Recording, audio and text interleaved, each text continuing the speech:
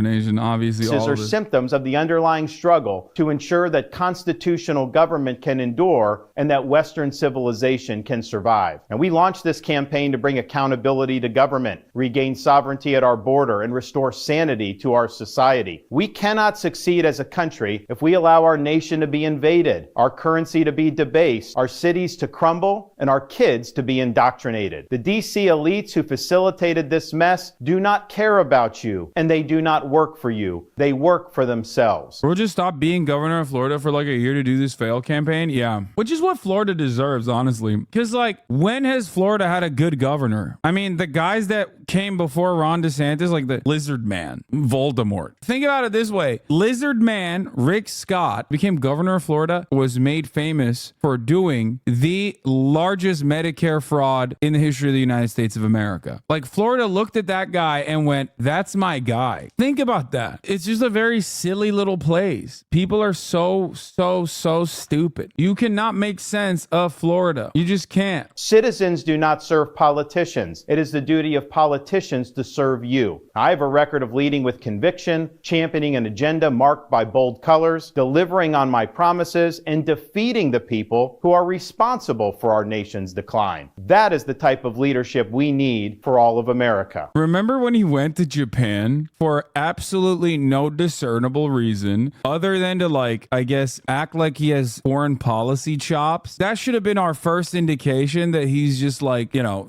he wasn't cut out for this. You know what I mean? That literally should have been our first answer, that he was just not making it. And then did this. I'm not a candidate, so we'll see if and when that changes. Come on, dog. Yeah, it's just, I'm not a candidate. Just so bad. Just so freaking bad, dude. And we left it all out on the field. Now, following our second place finish in Iowa, we've prayed and deliberated on the way forward. If there was anything I could do to produce a favorable outcome, more campaign stops, more interviews, but I can't ask our supporters to volunteer their time and donate their resources if we don't have a clear path to victory. Accordingly, I am today suspending my campaign. I'm proud to have delivered on 100% of my promises, and I will not stop now. It's clear to me that a majority of Republican primary voters want to give Donald Trump another chance. They watch his presidency get stymied by relentless resistance, and they see Democrats using lawfare this day to attack him. Well, I've had disagreements with Donald Trump, such as on the coronavirus pandemic and his elevation of Anthony Fauci. Trump is superior to the current incumbent, Joe Biden. That is clear. So lame. So incredibly lame, dude. He also personally had absolutely zero smoke for Donald Trump early on, and only towards the end did he open up on him. And even then, he did a horrible job at opening up on him. He just sucked. Signed a pledge to support the Republican nominee, and I will honor that pledge. He has my endorsement because we can't go back to the old Republican guard of yesteryear, a repackaged form of warmed-over corporatism that Nikki Haley represents. Okay, here's what's really interesting about this. He's endorsing Donald Trump, right? Which is not interesting because he's a massive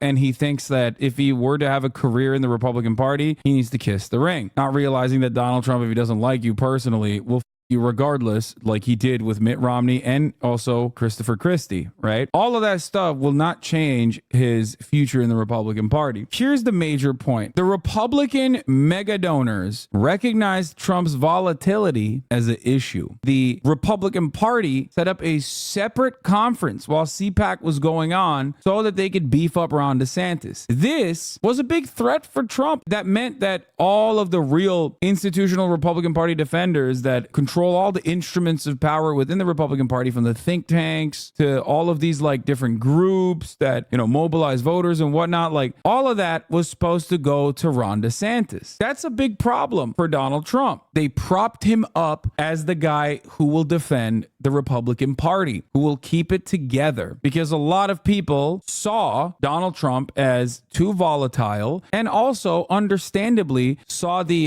midterms as a major stain on Trump's reputation. They saw Trump-style candidates lose all around the country, and there is truth to that because Trumpian politics, unfortunately, does not make for a good national campaign. Now, Trumpian politics changes over time. At the time, in the midterms, Donald Trump still not shutting the up about January 6th or how the election was stolen from him and yada yada. It had gotten very boring. It had gotten very stale for the American public. You don't really hear about him speak on those things as much anymore. You also had the anti-trans narrative being like the major culture war issue for the Republican Party, which also failed, right? Nobody gave it.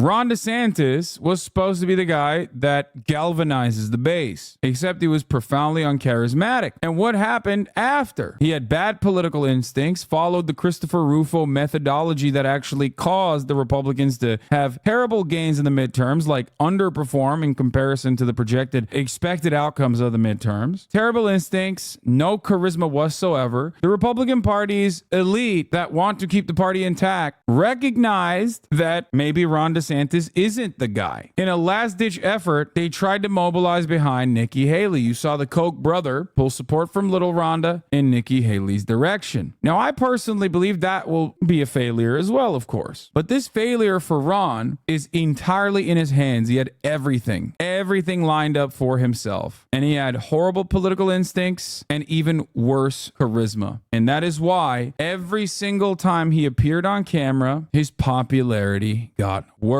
Ron did worse than Bloomberg money-wise. Ron DeSantis spent $150 million and only got 23,420 votes. That's $6,400 per vote, a record failure by a factor of 10x. Michael Bloomberg only spent like $450 per vote, the biggest dumpster fire in the history of presidential politics. To be fair, you're comparing it to a caucus that was sparsely attended. I think the caucus numbers were really, really low too, which I haven't really been able to make up my mind on what that means. I don't know if it was just because it was cold, but it does show me that spending $150 million in Iowa and then getting second place with like a couple percentage points over Nikki Haley, who did not spend that kind of money, is really, really, really, really bad. It shows me that the Republican Party, which used to focus on winning, has also gotten kind of callous and maybe a little bad at politics because the Democratic Party gives them everything they want anyway. I feel as though the Democratic Party is like slowly moving in the direction of like the normal Republican constituency more and more, like winning out the educated white voters in suburbs that historically just want tax cuts and want to vote for the Republican Party, but don't want all of the stink associated with the crazies. There's a smell to the Republican Party base. You know how I make fun of anarchists for being crusty and not taking a shower? The Republican base support the white evangelicals. They mobilize aggressively, but they are stinky. They have a grossness associated with their passion, both for the issues that they defend, the issues that they're passionate about, but also in the way that they defend it. You ever see a group of anti-abortion protesters? They're gross. They're insane. You ever see a group of anti-trans people? They're gross. They're insane. They're talking about children's genitals all the goddamn time. No one in the suburbs that has like anything above a high school education wants to be around people like that. And Ron DeSantis leaned into that a lot more than Trump did, which is interesting. So the real question is, will Trump be able to win those guys back, at least enough of those guys back into the Republican Party? Let's keep going. Last of kowtowing to large corporations, of caving to woke ideology are over. Bro, he's still doing it. He's still like talking about woke ideology, no more kowtowing. He's like, no, man, you're too online. You're too internet. Leave the bees for now. Get it later. All right, I'll leave it. I'll leave it. I'll leave it. I'll leave it. I'll leave it.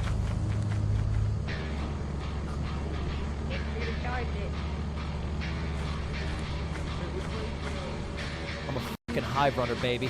Why is he going after the bees? God, he keeps doing that. It's very dark in here. I don't like that. What? I heard something. Cloud, where are you? Yeah. Hey, watch out for the back of the ship. There may or may not be a wild pack of bees I put there. I need you to guide me back to the entrance, Hassan. Wait, what did you say? I said the hive runner's done it again.